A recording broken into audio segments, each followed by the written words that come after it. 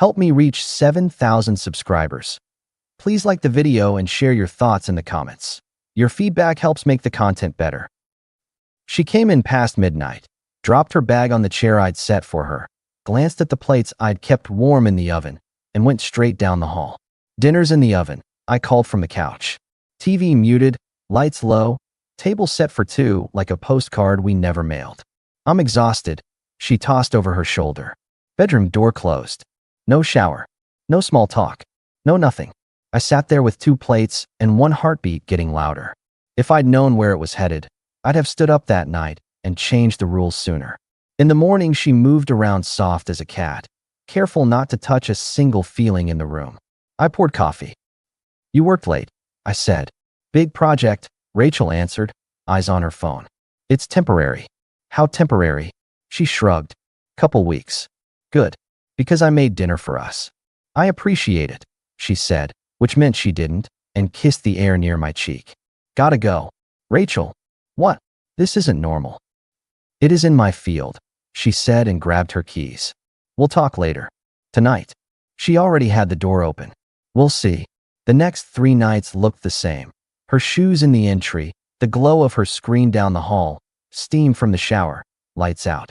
When she did eat, it was a bite standing over the sink. When she spoke, it was scheduling. On Friday, I cooked nothing. I ate at the counter after work, chicken and a baked potato, and texted her at 8. "I'm heading to bed at 10. If you need me, wake me." She replied at 11, "Don't wait up." I didn't. Saturday morning, sunlight on the table, grocery list on the counter.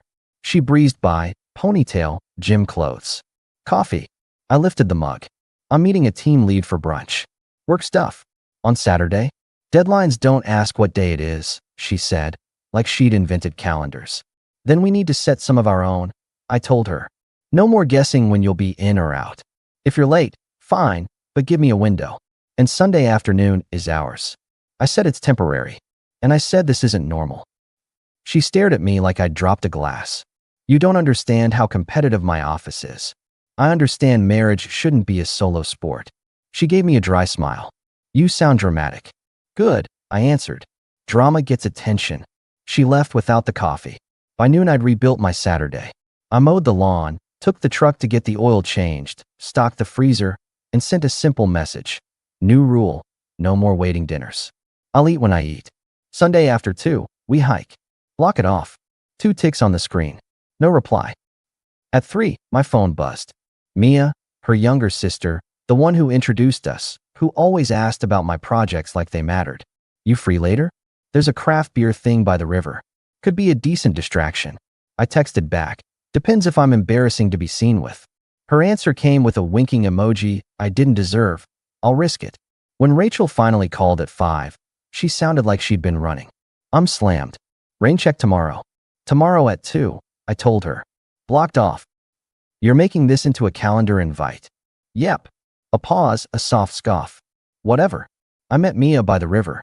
She'd cut her hair since Christmas, shorter, sharper. She hugged me the way people do when they mean it. "So," she said, leaning on the rail, "how's the house?" "Quiet," I said. "She working late?"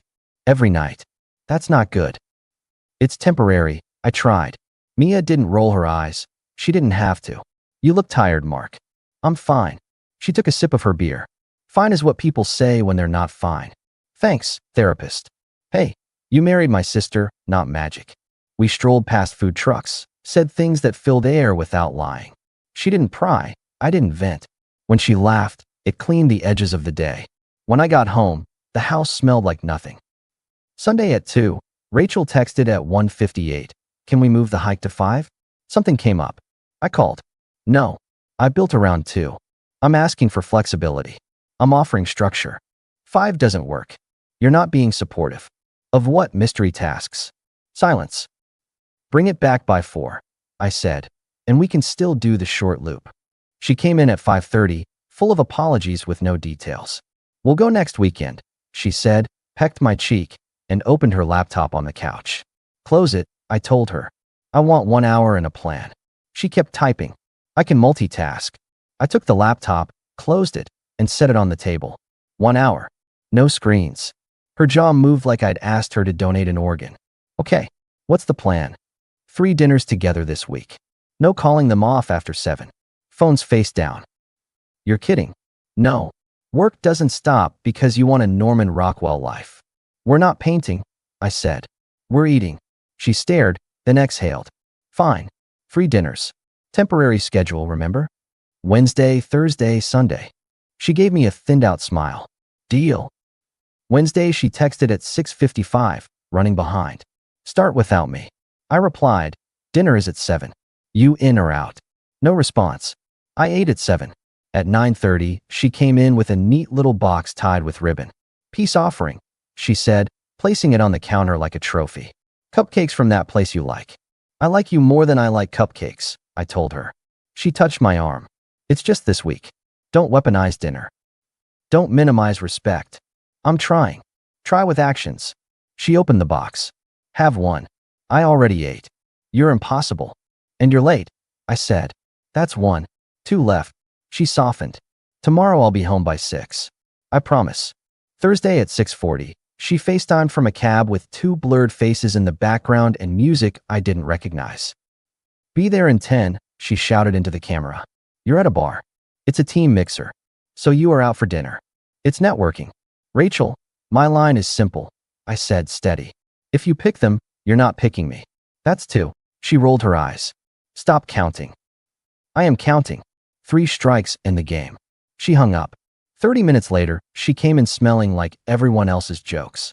Don't start, she warned, dropping her heels under the table I'd set for us. I'm not starting, I answered. I'm ending tonight. 3rd dinner is Sunday. If you miss it, Sunday isn't the only thing off the table. She looked at me then, actually looked. You're serious. I'm very boring that way. We ate in silence, which felt better than talking just to keep sound on. Friday, the office where I run project teams needed me late. I texted Rachel at 6. I'll be home after 8. She didn't respond. At 8:30, I walked in and found the living room lit, music low, candles lined up like a truce. She stepped out in a simple dress I hadn't seen in months. You're late, she said, smiling. That's rich, I told her, but I took in the scene. 2 plates. Steak still warm. A bottle open. Her shoulders relaxed in a way that made you think of the person you married, not the one you'd negotiated with all week. I cleared my evening, she said. No laptop. No phone. Why? I asked, and if the words sounded harsher than I meant, fine. Because I heard you. And I miss us, she said. I collected the facts. Fridays were for her crew, Sundays were for me, and now she was changing the script just when I'd laid one down. We ate. We laughed. She leaned on my shoulder on the couch. She put my hand in hers the way she used to, careful and certain. When her phone buzzed, she didn't look. Ignore it, she said, kissing my knuckles. Temporary schedule is ending. Good, I said, and meant it for 20 minutes. Then she stood, stretched, and yawned. Big day tomorrow, she announced. Company thing. Might be late. I didn't say what I thought. I finished my glass, turned off the music, and wrote 3 things in my head. My time matters. My house isn't a crash pad. I'm done with soft threats. Saturday, she left early. I ran errands, and, because I'm not a monk, accepted Mia's invitation to a Saturday market. We grabbed coffee and picked up a plant I didn't need. Don't let it die, she said. It's a fern. Even my freshman roommate kept hers alive, and she forgot her keys every day. Ferns and I have a complicated history. Do not tell me you killed a fern. I didn't kill it, I told her. It made bad choices. She laughed, then got quiet. You okay? I'm building rules, I said. It helps. That's your language, she said. I get it. At home, I placed the fern by the window, watered it, and wrote the rules down for real. Kitchen whiteboard, black marker. 1. No guessing. Share schedule blocks daily by 3 p.m. 2. 3 joint meals per week. Fixed times. 3. Sunday afternoons or hours. 4. If you cancel, you propose the makeup time. 5. Respect is a plan, not a feeling. I took a picture, sent it to Rachel.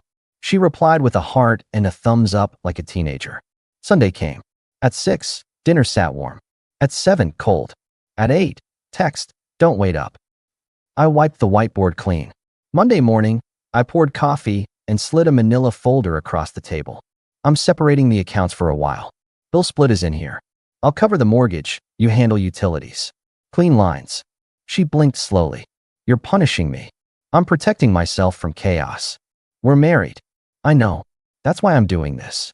You're being controlling, she said. No, I told her. I'm being clear. Is this how you lead teams? With ultimatums? With expectations, I said. It's how adults operate. She laughed without humor. Fine. I'll send money. Send a calendar.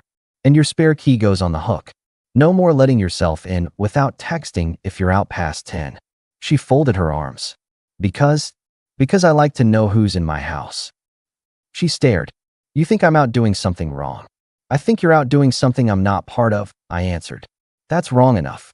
She softened, again, that gentle tone she used when she wanted to reset the scoreboard. I'll do better, she said. Let's not make this ugly. Then don't. That night, she came home at 9 with takeout. Dinner, she offered. Already ate, I said, and watched her wince just a hair. The illusion cracked. The week crawled. She made a couple of sweet gestures, a note on my dashboard, a playlist of songs we used to turn up. She cooked once and presented it like a peace treaty. I said thanks and ate. We had one decent evening and 2 hollow ones. The rest was a weather report I couldn't change. Friday afternoon, I swung by Mia's office to drop off a spare charger she'd left in my truck. It was a public building, bright lobby, security desk with a guy who had seen everything. Hey, Mark, Mia waved from the mezzanine. Saved my life. Big week? I asked. Always. A man in a blue blazer walked by, muttering into a headset. Behind him came a woman from Rachel's company I'd met once at a barbecue. She glanced at me, then at Mia, then away, like she'd seen a puzzle piece that didn't fit. You know her? Mia asked, catching my glance. She's from Rachel's office. Huh. Mia's tone said something else. 2 floors up, I heard laughter.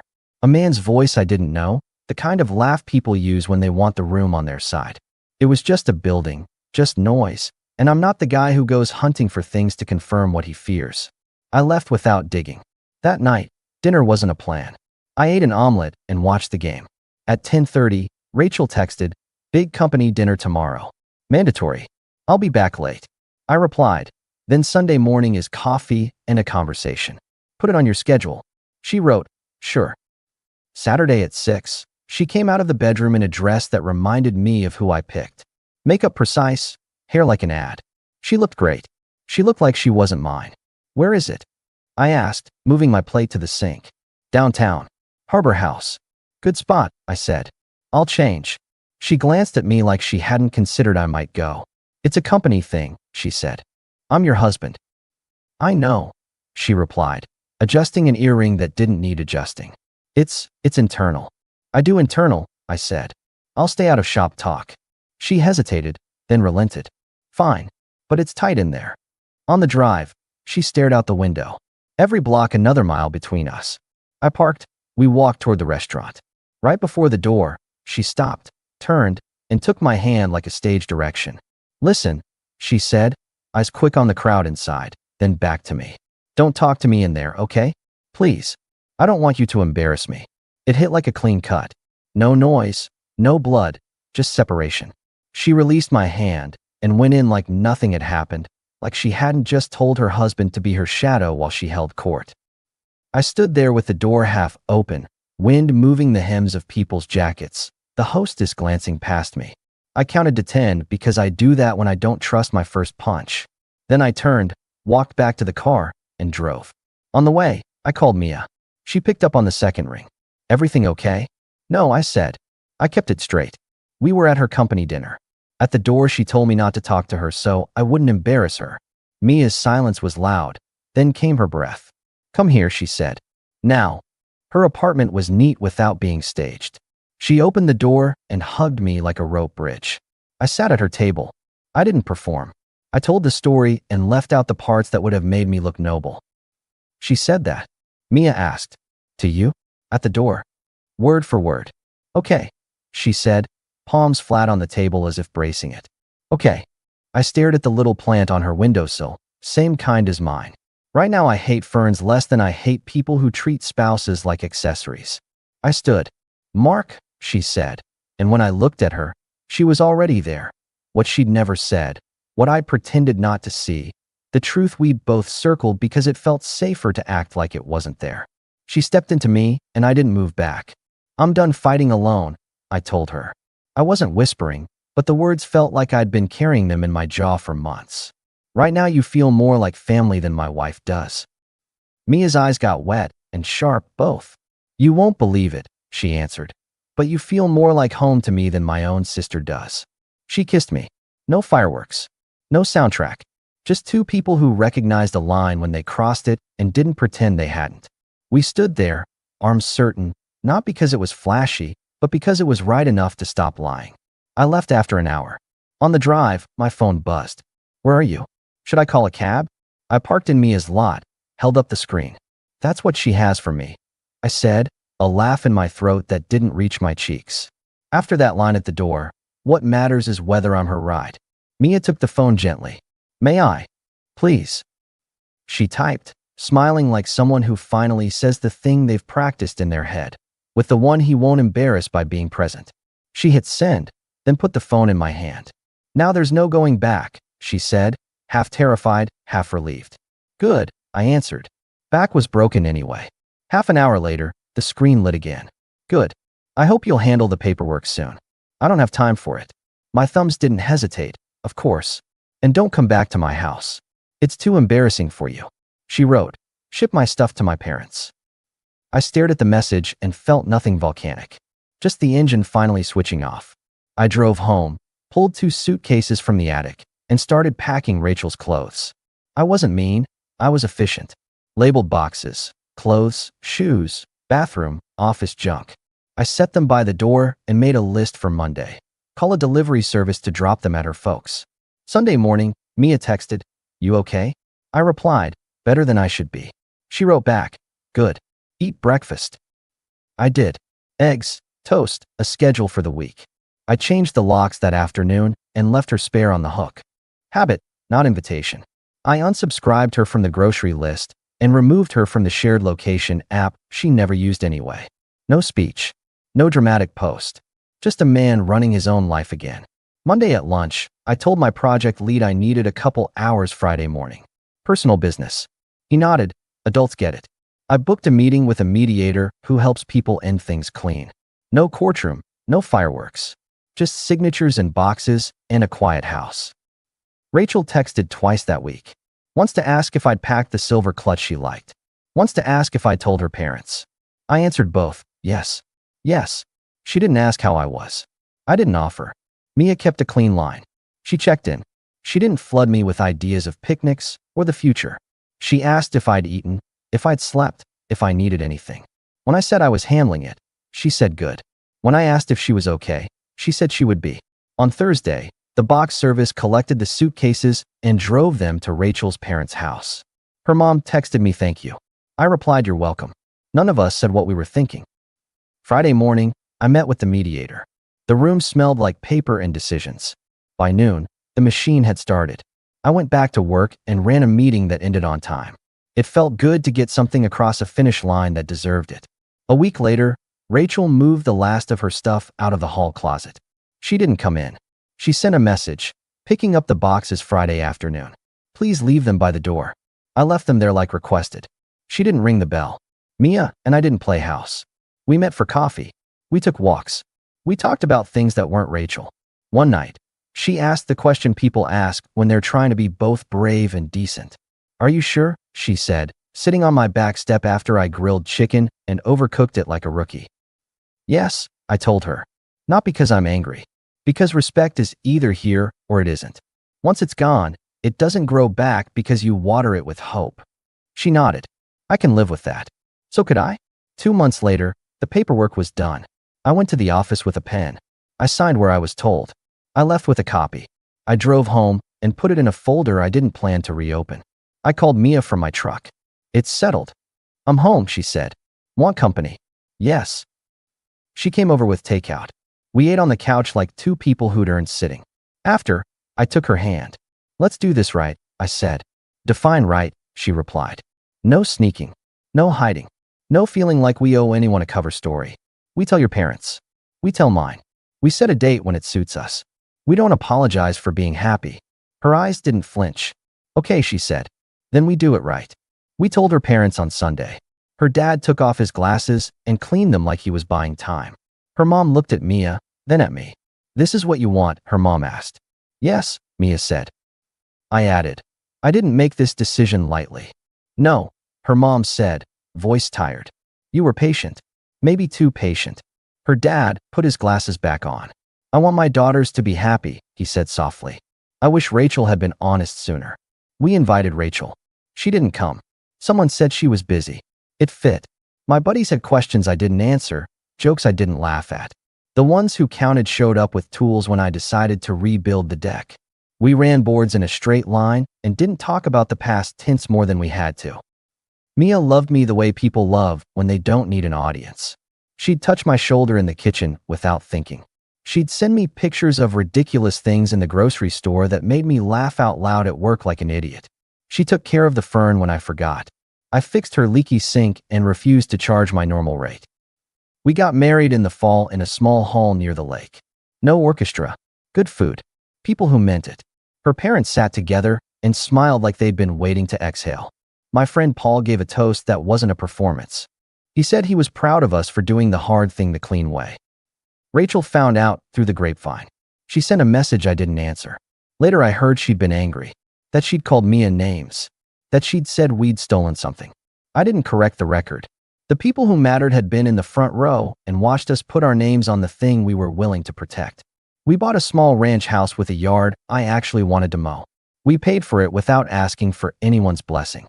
I kept my truck. Mia bought a sensible SUV. Our Sunday afternoons belonged to us.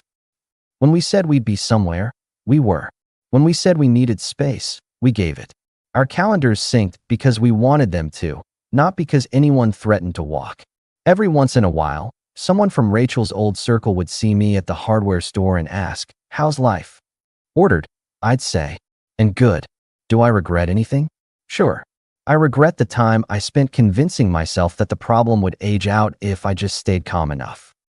I regret not drawing my lines at the first sign that dinners were becoming optional and effort was becoming a negotiation. But I don't regret the exit. I don't regret packing boxes at midnight or changing locks or separating money. I don't regret turning around at that restaurant and walking away from a night where I was going to be her decoration. And I definitely don't regret the text message Mia sent for me. It was honest, and it saved me from another month of pretending I didn't understand exactly where I stood. There's a whiteboard in our kitchen now. It still has rules on it. Some are new. 1. We respect time, not excuses. 2. Phones down at dinner. 3.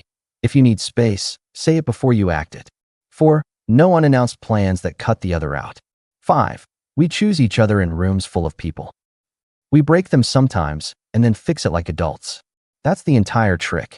The last time I saw Rachel from a distance was at a cousin's birthday party that she didn't attend. Nobody had to whisper.